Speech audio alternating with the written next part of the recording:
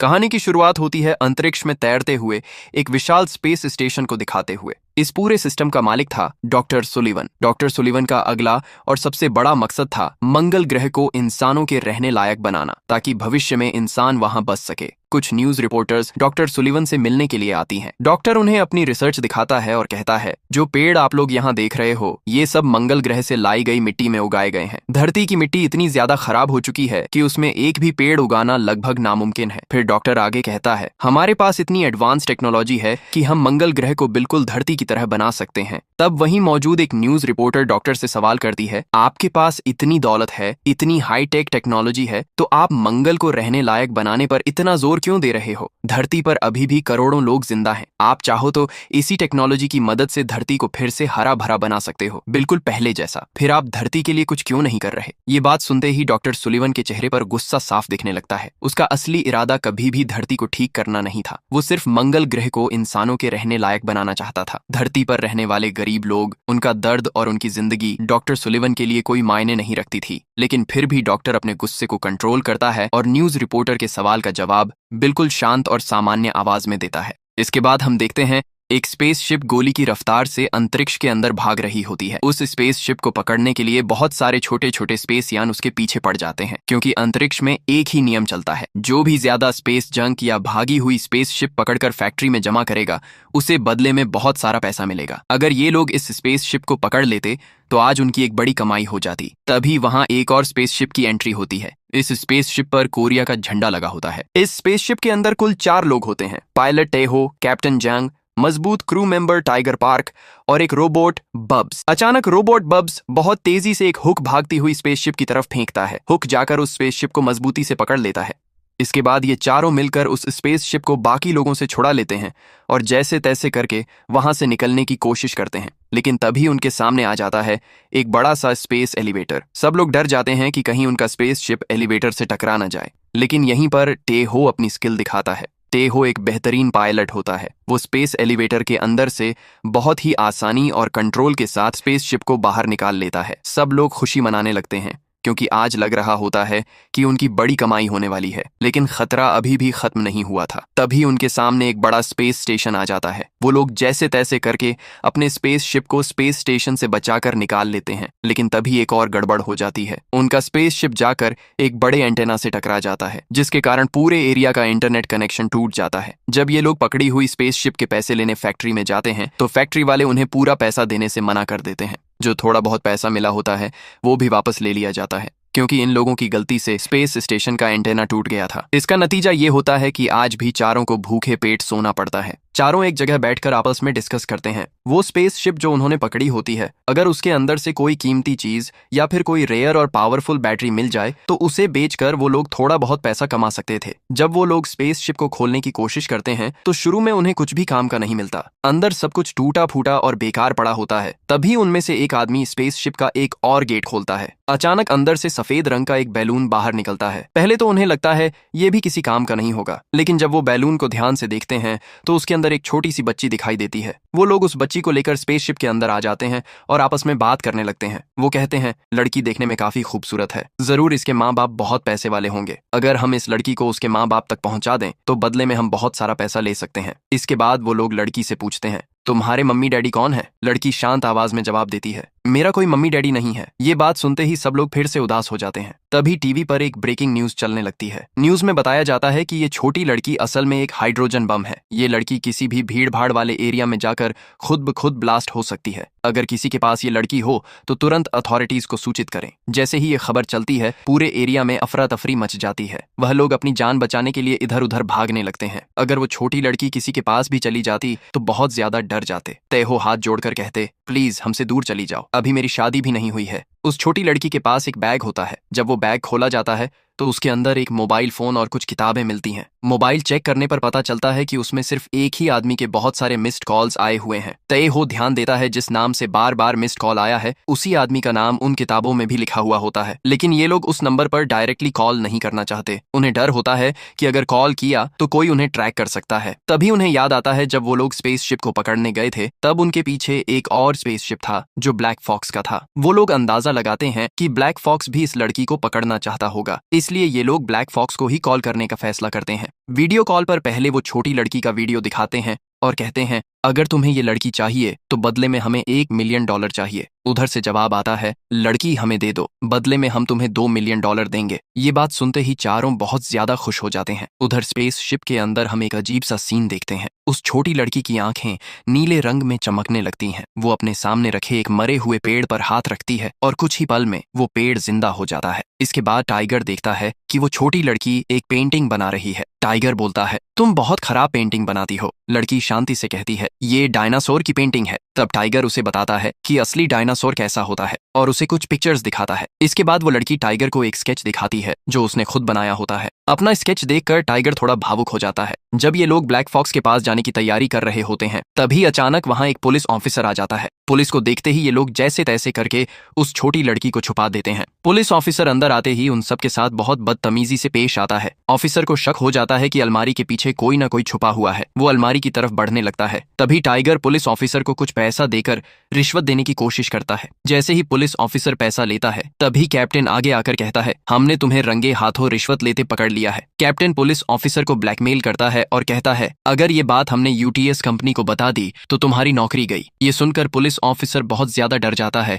और बिना कुछ बोले जैसे तैसे करके वहां से चला जाता है। जिस चीज का डर था आखिर वही हो जाता है। जब वो लोग ब्लैक फॉक्स के साथ फोन पर बात कर रहे थे, उसी वक्त डॉक्टर सलीवन उनकी कॉल ट्रेस कर रहा होता है। असल बात ये थी कि डॉक्टर सलीवन को भी वो छोटी लड़की चाहिए। इसके बाद वो लोग एक क्लब में जाते हैं जहां उन्हें उस छोटी लड़की के बदले पैसा मिलने वाला है। क्लब के अंदर एक आदमी आता है जो मास्क पहने होता है। वो सबसे पहले उन लोगों को पैसों से भरी एक पेटी देता है। जैसे ही वो लोग पैसों की पेटी देखते हैं, सब बहुत खुश हो जाते हैं। लेकिन जब वो लोग छोटी बच्ची को देने के लिए बैग खोलकर देखते हैं तो बैग के अंदर वो लड़की होती ही नहीं। तब उनकी नजर जाती है क्लब के फ्लोर पर। वो छोटी लड़की नाचते हुए लोगों के बीच खड़ी थी। वहां मौजूद सब लोग उसे देखकर पहचान जाते हैं और उसे अजीब नजरों से देखने लगते हैं। तभी अचानक सबके स्मार्ट वॉच पर एक मैसेज आता है। मैसेज में बताया गया है, ये लड़की कोई आम लड़की नहीं है, ये एक चलता फिरता हाइड्रोजन बम है जो कभी भी फट सकता है। ये बात सुनते ही क्लब के अंदर अफरा तफरी मच जाती है। सब लोग अपनी जान बचाने के लिए इधर उधर भागने लगते हैं। तभी हम देखते हैं कि वहां डॉक्टर सिल्वास के आदमी आ जाते हैं। उनका मकसद सिर्फ एक होता है, उस छोटी लड़की को पकड़ना। डॉक्टर के लोग बिना किसी वार्निंग के वहां मौजूद लोगों पर गोलियां चलाना शुरू कर देते हैं। इसी बीच एक और अजीब सा मंजर सामने आता है। उस छोटी लड़की की आंखें फिर से नीले रंग में चमकने लगती है। वो अपने चारों तरफ एक अदृश्य शील्ड बना लेती है। इस शील्ड के कारण सारी गोलियां उसी पर लगकर वहीं रुक जाती हैं। पुलिस उन लोगों को पकड़ पाती उससे पहले ही वो लोग जैसे तैसे करके वहां से निकल जाते हैं। इसके बाद हम देखते हैं रोबोट बब्स उस छोटी लड़की का मेकअप कर रहा होता है। तभी वो लड़की पूछती है, अंकल इतने गुस्से वाले और खड़ूस क्यों हैं? बब्स उसे बताता है, तुम्हारे अंकल पहले ऐसे नहीं थे। वो पहले यूटीएस में पुलिस ऑफिसर के तौर पर काम करते थे। एक दिन उन्हें ऑर्डर मिलता है कि एक एक्सप्रेस स्पेसशिप गैर कानूनी तरीके से अंतरिक्ष में जा रही है, उसे मार गिराने का। उस ऑर्डर के मुताबिक उन लोगों ने उस स्पेसशिप पर अटैक किया। उस स्पेसशिप के अंदर जितने भी लोग थे सबको गोली चलाकर मार दिया गया। उसी वक्त उन्हें एक छोटी बच्ची के रोने की आवाज सुनाई देती है। वो देखते हैं कि उस बच्ची की मां मर चुकी है। तब वो फैसला करते हैं इस बच्ची को अपने साथ ले जाएंगे और धीरे धीरे वो उस बच्ची को बिल्कुल अपनी बेटी की तरह पालने लगते हैं। एक दिन उन्हें पता चलता है कि उनकी बेटी सुन नहीं सकती। जब वो स्पेसशिप पर फायरिंग हो रही थी, उस वक्त गोली और ब्लास्ट की आवाज से बच्ची के कान के पर्दे फट चुके थे। ये सच जानने के बाद वो एक बड़ा फैसला लेते हैं। अब वो कभी भी किसी मासूम इंसान को नहीं मारेंगे और गलत काम नहीं करेंगे। लेकिन फिर एक दिन उन्हें दोबारा ऑर्डर मिलता है एक और स्पेसशिप को मार गिराने का। इस बार वो इस ऑर्डर को मानने से इनकार कर देते हैं। इसी वजह से उन्हें यूटीएस से निकाल दिया जाता है। यूटीएस में उनकी जिंदगी काफी अच्छी चल रही थी, लेकिन निकाले जाने के बाद धरती पर उनकी जिंदगी बहुत ही बुरे हाल में चली जाती है। एक दिन वो अपनी बेटी के साथ एक जगह बैठकर काम कर रहे होते हैं। वो अपनी बेटी को थोड़ा पैसा देते हैं और कहते हैं, जाओ कुछ खाकर आ जाओ। जैसे ही बेटी खाना लेने जाती है, उसी जगह पर अचानक एक स्पेसशिप आकर गिर जाता है। इस क्रैश के कारण पूरा एरिया भयानक तरीके से तबाह हो जाता है और तुरंत ही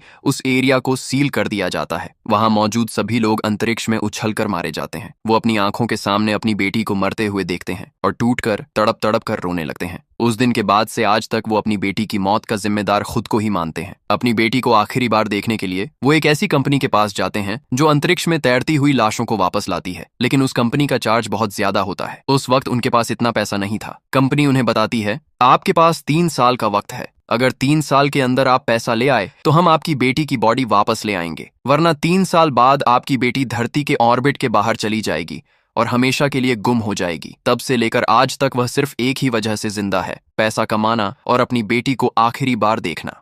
इसके बाद वो छोटी लड़की सुसु करने के लिए टॉयलेट जाती है। तभी हम देखते हैं उसके पीछे एक अनजान आदमी लाल रंग का ड्रेस पहने हुए चुपके से अंदर घुस जाता है। उधर स्पेसशिप के पास टेहो और टाइगर स्पेसशिप को ठीक कर रहे होते हैं। तभी टाइगर को बच्ची के चीखने की आवाज सुनाई देती है। वह तुरंत समझ जाती है कि उस छोटी लड़की को कोई किडनैप करके ले जा रहा है। वो बिना वक्त गंवाए दौड़कर उस आदमी के पीछे भागती है। इसी बीच कैप्टन जांग छलांग लगाकर उस आदमी से छोटी लड़की को जैसे तैसे छीन लेता है। तभी वहां और भी कई लोग आ जाते हैं। एक आदमी उसे मारने के लिए तेजी से आगे बढ़ रहा था, लेकिन उसी वक्त टाइगर वहां पहुंच जाती है और जोर से एक मुक्का मारकर उस आदमी को नीचे गिरा देती है। उन लोगों के बीच काफी देर तक जबरदस्त फाइट होती है। आखिरकार उनमें से एक आदमी अपने आप को सरेंडर कर देता है। उसके बाद सच सामने आता है। ये जो लाल कपड़े पहने हुए लोग थे, ये सब ब्लैक फॉक्स है और ये कोई किडनैपर्स नहीं थे। ये लोग भी उस छोटी लड़की को बचाना चाहते थे। वो लोग बताते हैं ये लड़की कोई आम लड़की नहीं है। बचपन में ये बहुत ज्यादा बीमार रहती थी, ज्यादातर वक्त बेड पर ही पड़ी रहती थी। इस लड़की का पिता नैनोबॉट का साइंटिस्ट था। एक दिन उसने अपनी बेटी के शरीर में नैनोबॉट से भरी एक सीरीज इंजेक्ट की,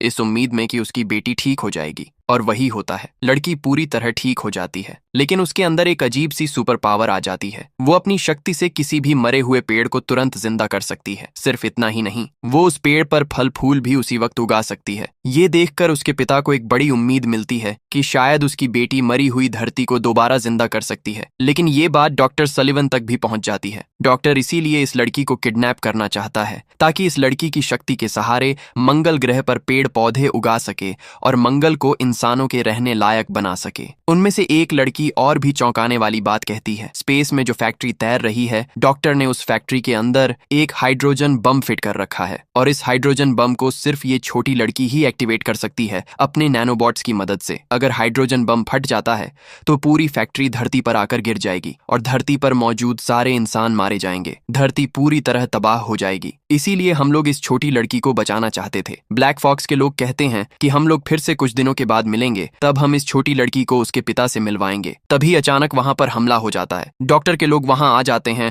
उस छोटी लड़की को पकड़ने के लिए। इस बार भी ये लोग जैसे तैसे करके अपनी जान बचाकर वहां से निकल जाते हैं। कुछ दिन बीत जाने के बाद ये लोग फिर से एक जगह मिलने की कोशिश करते हैं। तभी वहां उस छोटी लड़की का पिता आता है। छोटी लड़की अपने पिता को देखकर उनसे गले लग जाती है और जोर जोर से रोने लगती है, लेकिन तभी फिर से वहां हमला हो जाता है। डॉक्टर के लोग दोबारा वहां पहुंच जाते हैं। वहां जितने भी लोग होते हैं, ब्लैक फॉक्स के सभी लोगों को डॉक्टर के आदमी गोलियों से भून देते हैं और उस छोटी लड़की के पिता को भी बहुत ही बेरहमी से मार दिया जाता है। तभी वहां डॉक्टर आता है। वह किमाटी के सामने बहुत सारा पैसा डाल देता है और कहता है, तुम ये पैसा ले लो और बदले में उस छोटी लड़की को हमें दे दो। इस पैसे को लेकर तुम अपनी बेटी को स्पेस में ढूंढ लेना। ये कहकर वह एक एक करके सबके सामने पैसा फेंकता है और उस छोटी लड़की को लेकर वहां से चला जाता है। किमाटी कहता है, तुम लोग अपना अपना हिस्सा ले लो, मैं अपना हिस्सा लेकर अपनी बेटी को ढूंढने जा रहा हूँ। कैप्टन जुंग कहता है, जाओ तुम अपनी बेटी को ढूंढो। अब से हमारा सिर्फ एक ही मकसद है, उस छोटी लड़की को जिंदा बचाना। उसे डॉक्टर के हवाले किसी भी हाल में नहीं करेंगे। दूसरी तरफ हम देखते हैं कि डॉक्टर एक स्पेस स्टेशन के बीचों बीच होलोग्राम के जरिए आता है। वह वहां मौजूद सभी लोगों को कहता है कि मार्स बिल्कुल तैयार है और कुछ ही दिनों में हम लोग मार्स पर रहने के लिए चले जाएंगे।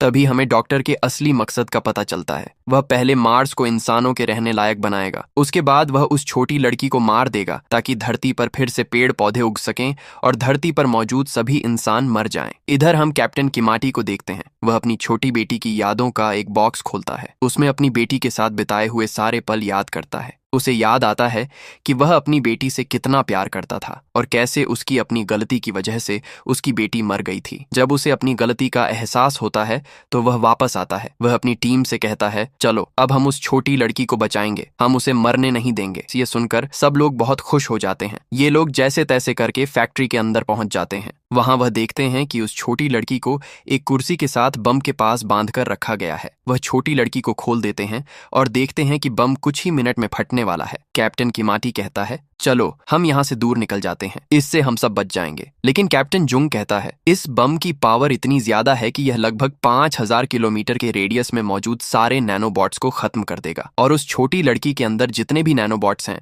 वह भी मर जाएंगे। इसके बाद वह फिर से बीमार हो जाएगी। इसलिए ये लोग डिसाइड करते हैं कि उस छोटी लड़की को 5000 किलोमीटर से ज्यादा दूर ले जाना होगा। कैप्टन इमरजेंसी कॉल पर आसपास मौजूद सभी लोगों से मदद मांगता है। वह कहता है कि डॉक्टर इस फैक्ट्री को तबाह करना चाहता है और धरती पर मौजूद सभी इंसानों को मारना चाहता है। उनकी इस पुकार को सुनकर बहुत सारे लोग उनकी मदद के लिए आ जाते हैं। वह एक एक करके डॉक्टर के लोगों की स्पेसशिप्स तोड़ने लगते हैं। सब लोग पूरी जान लगा देते हैं ताकि जैसे तैसे करके 5000 किलोमीटर से ज्यादा दूर निकल पाएं। तभी वहां डॉक्टर की एंट्री होती है। वह बहुत गुस्से में होता है और उसके चेहरे पर अजीब अजीब निशान होते हैं, जैसे मान लो वह कोई मॉन्स्टर हो। वह छोटी लड़की को मारना चाहता है। वह बार बार चिल्लाकर कहता है, उस छोटी लड़की को हमें दे दो वरना मैं तुम सबको मार दूंगा। डॉक्टर अपनी स्पेसशिप से उन लोगों की स्पेसशिप पर अटैक करता है। वह अपनी स्पेसशिप से बॉक्स को 2 टुकड़ों में तोड़ देता है। तभी कैप्टन किमाटी कहता है, इमरजेंसी बूस्टर ऑन करो। जैसे ही इमरजेंसी बूस्टर ऑन होता है वह लोग 5000 किलोमीटर के बिल्कुल पास पहुंच जाते हैं। सबको अपनी आंखों के सामने मौत नजर आने लगती है। जब डॉक्टर अपनी स्पेसशिप का पिछला गेट खोलता है तो वह जो देखता है उसे देखकर शॉक हो जाता है। वहां वह छोटी लड़की नहीं होती, वहां होता है एक हाइड्रोजन बम। तभी एक जबरदस्त धमाके के साथ